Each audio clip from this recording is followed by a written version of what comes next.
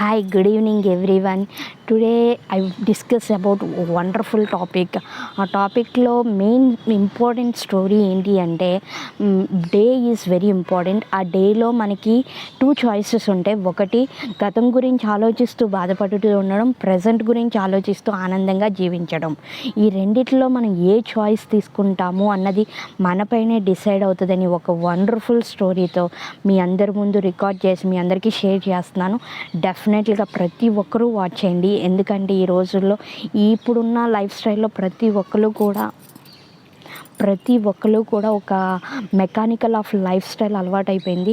So దాన్ని మనం కొనసాగించకుండా మనల్ని మనం అప్డేట్ చేసుకుంటూ మన సెల్ఫ్కి మనం ప్రయారిటీ ఇచ్చుకుంటూ మనకంటూ గుర్తింపు రావాలి అంటే డెఫినెట్లీగా అది మన అందరం కూడా ఇంప్లిమెంటేషన్ చేయాలి.